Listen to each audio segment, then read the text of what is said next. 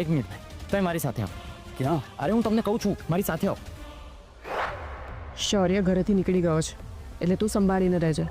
ફિયા, મને એવું લાગે છે કે શૌર્ય પોતાની જૂની ક્રિમિનલ લાઈફ ફરીથી જીવવા લાગશે.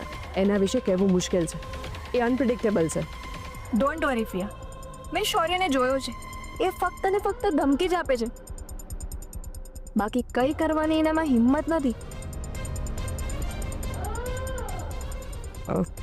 ચાલ હવે હું નીકળું, નહીતર ભાઈનો ફોન આવશે.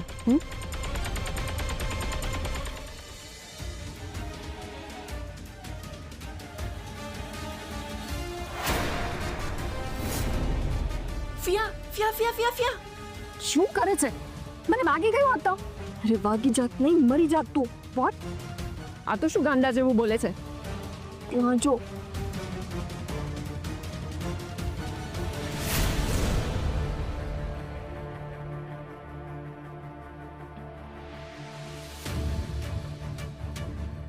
આ લોકોએ મને જોઈ તો નહીં લીધી હોય ને? ના, જોઈ તો નથી. એ લોકોનું ધ્યાન બીજે હતું. રિયલી? હા, પણ આ લોકો કરી શું રહ્યા છે? ક્રિશ, તું શું જુએ છે? મોટા ભાઈ, આ એ જ જગ્યા છે જ્યાં ઝઘડો થયો હતો. તું એ કઈ રીતે કહી શકે કે આપણો સામાન પણ અહીં જ બદલાયો હતો? મોટા ભાઈ, મારી ગટ ફિલિંગ્સ છે, સામાન અહીંયા જ બદલાયો છે. કેમ કે રસ્તામાં ટ્રાફિક સિગ્નલ પર અને મિસ્ટર ઠાકરના ફાર્મ હાઉસની એન્ટ્રીથી લઈને વેન્યુ સુધી બધી જગ્યાએ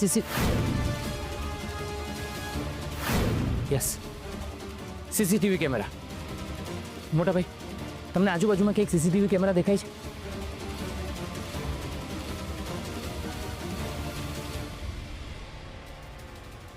હા, પણ આ લોકો અહીંયા શું કરે છે?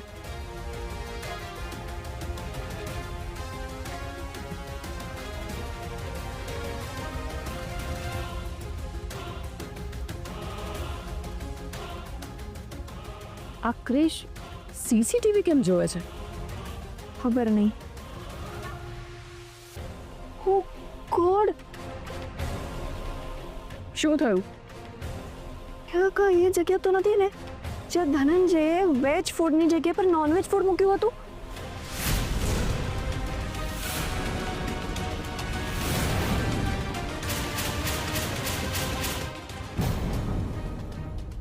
આ લોકોનો હજી ફોન કેમ નહીં આવ્યો? ક્યાં હશે? શું કરતા હશે?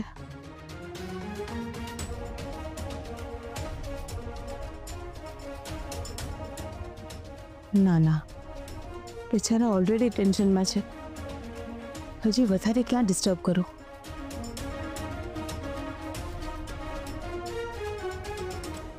મમ્મીજી, તમારા માટે કોફી લાવું? ના નીલા, મન નથી મને. તમે સવારથી કંઈ નથી ખાધું. નીલા, તને હર્ષનો ફોન આવ્યો? ના મમ્મીજી, પણ તમે ટેન્શન ના લેશો. ક્રિશ અને હર્ષ ગયા છે ને બંને. મને એમના પર પૂરો ભરોસો છે. એ કંઈક તો પગેરું શોધી કાઢશે. એવું થાય તો બહુ સારું નીલા, કારણ કે ટાઈમ બહુ ઓછો છે. મમ્મીજી, હર્ષ સાથે જેવી વાત થશે ને એટલે હું તરત તમને જણાવીશ. મમ્મીજી, તમને શૌર્યનો ફોન આવ્યો કે નહીં? ના નીલા, કે મને શું કામ ફોન કરે? એ તો મારા પર ગુસ્સે છે ને હજી. ક્યાં હશે આ છોકરો, કંઈ જ ખબર નથી પડતી. એક બાજુ આ મિસ્ટર ઠાકરનું ટેન્શન છે અને બીજી બાજુ આ છોકરો ટેન્શન વધારી રહ્યો છે. મમ્મીજી, તમે ચિંતા ના કરો, નહીં તો તમારી તબિયત પર અસર થશે. એ જ્યાં પણ હશે ને ત્યાં હેમખેમ હશે. નીલા, તું પણ એક માં છે ને, તો મારી વેદના તું સમજી જ શકે છે. હા મમ્મીજી, હું તમારી ભાવનાને સમજી શકું છું.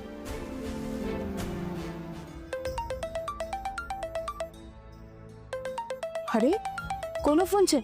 હર્ષનો? ના ના, શૌર્યનો છે. તમે વાત કરશો? ના ના, તું જ વાત કરી લે. ક્યાંક મારો અવાજ સાંભળીને ફોન મૂકી ના દે. અને હા, એને પૂછી લે કે એને કંઈ ખાધું પીધું છે કે નહીં, અને ફોન સ્પીકર પર રાખ. હા.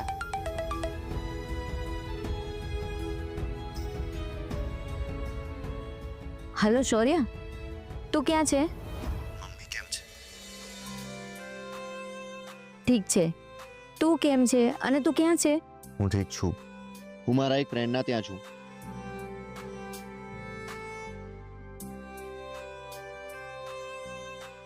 શૌર્ય, ગઈકાલે દિવાળીના દિવસે તારું ભાવતું જમવાનું બનાવ્યું હતું અને તું કંઈ પણ ખાધા વગર જતો રહ્યો. તે કંઈ જ ખાધું કે નહીં? મને ખબર છે ભાભી કે મેં જો કંઈ નહીં ખાધું હોય ને તો મારી મમ્મીએ પણ કંઈ નહીં ખાધું હોય, હે ને?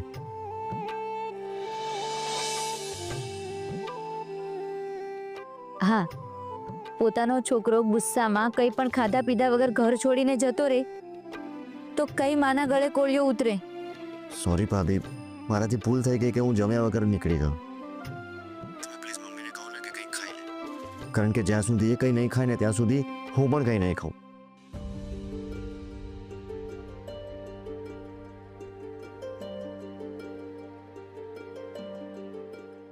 શૌર્ય, હું મમ્મીજીને સમજાવીને ખવડાવી દઈશ અને તું પણ ખાઈ લેજે, નહીં તો મમ્મીજી નારાજ થશે. નારાજ તો હું પણ થયો છું ભાભી. મમ્મીએ ગઈકાલે સાંજે મારી સાથે જે કંઈ કર્યું ને એનાથી મને બહુ જ દુઃખ થયું છે. પણ ગમે તેમ તો હું એનો દીકરો છું ને, એટલે ગુસ્સો એક તરફ અને મમ્મી માટેની લાગણી એક તરફ. હું મારો સ્વભાવ નથી બદલી શકતો ભાભી. અને ગઈકાલે જે થયું ને હું ઘર છોડીને ગયો ને એ વાતનું મને કોઈ દુઃખ નથી, કોઈ રંજ નથી, કારણ કે મને ખબર છે કે હું મારી જગ્યાએ બિલકુલ સાચો છું. અને હા, હું ખાઈ લઉં છું. તમે પ્લીઝ મમ્મીને કહો કે કંઈક ખાઈ લે, એને કંઈક સારું બનાવીને ખવડાવો. ભાભી, મમ્મીને છે ને ગ્રીન પીસ અને ગાજર નાખીને ઉપમા બહુ જ ભાવે છે. તમે પ્લીઝ એને બનાવીને ખવડાવો ને, પ્લીઝ ભાભી. હા, હમણાં જ બનાવીને ખવડાવું છું. ભાભી, હર્ષભાઈ અને ક્રિશભાઈ કામથી ઘરની બહાર રહેતા હોય છે, એટલે હવે મમ્મીને સાચવવાની જવાબદારી માત્ર ને માત્ર તમારી છે. તમે પ્લીઝ એમને સાચવશો ને? હા ભાભી. ભાભી, મને પ્રોમિસ આપો તમે એમનું ધ્યાન રાખશો. હું પ્રોમિસ આપું છું, પણ તારે પણ એક પ્રોમિસ આપવું પડશે મને. કેવું પ્રોમિસ? શૌર્ય, તું ગુસ્સામાં એવું કોઈ પણ પગલું નહીં ભરે જેનાથી તને તકલીફ થાય. ભાભી, હું પ્રોમિસ આપું છું કે હું ગુસ્સામાં આવીને એવું કંઈ જ નહીં કરું જેના લીધે મને કે મારા પરિવારને કોઈ પણ પ્રકારની તકલીફ થાય. પણ તમે પ્લીઝ મમ્મીનું ધ્યાન રાખજો, પ્લીઝ ભાભી. આઈ લવ હર સો મચ.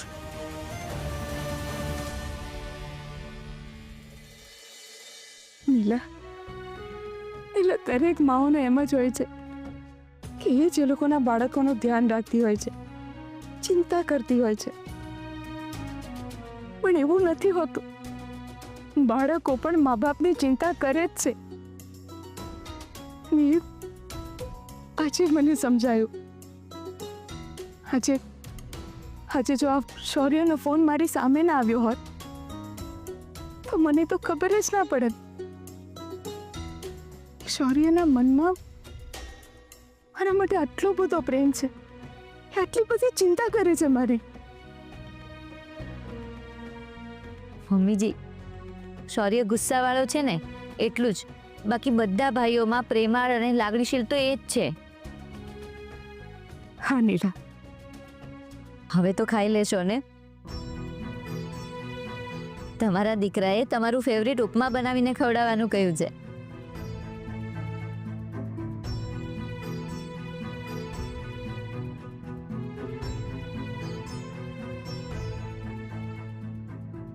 હે ભગવાન, મારો દીકરો એની માથી નારાજ થઈને ઘરમાંથી ગયો છે.